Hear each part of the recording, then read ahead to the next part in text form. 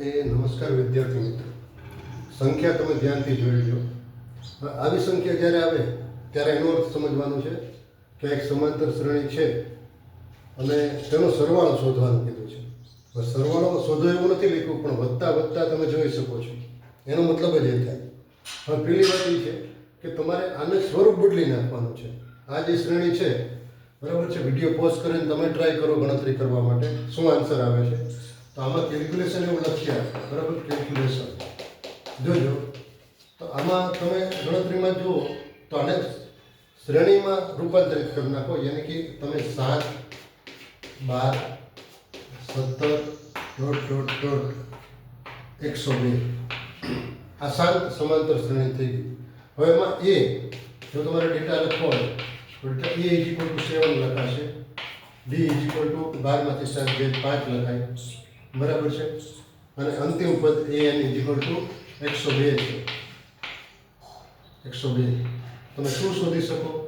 તો તમે શોધશો n = કેટલા. જો ક્રોસ ગુણક ગણતરી કરી દો તો આપણે an = છે a + n - 1 d. અહીંયા આપણે 102 લખી શકાય. તો કે yes sir.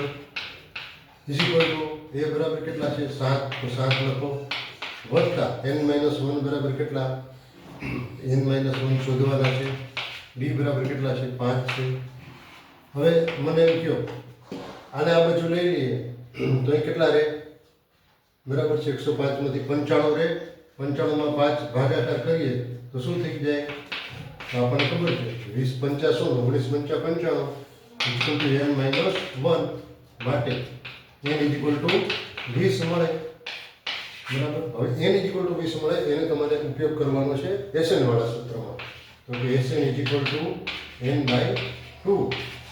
2a + n - 1 d. અચ્છા, SN કેટલા આપણે જોઈએ છીએ? તો કે 20 પદનો સરવાળો, s 20 લખાય તો 20 ભાગ્યા 2. અહીંયા 2 a બરાબર કેટલા છે? 7, 7 લખો, વત્તા 19 થઈ જશે. 20 ને 19 ગુણ્યા d કેટલા છે? તો કે d 5. રેડી? શોર્ટમાં લખું છું. તો અહીંયા 10 થઈ જાય. તો કે હા. 7 × 14 થઈ જાય. તો કે યસ સર. 19 × 5 બરાબર છે 55. તો મને એમ કહો કે અહીંયા 95 ને 5 100 ને 10 110 ના બદલે 109, તો 109. ફાઇનલ આન્સર શું થયો? 1090. આ ફાઇનલ આન્સર. ઠીક છે, મેળવી જુઓ.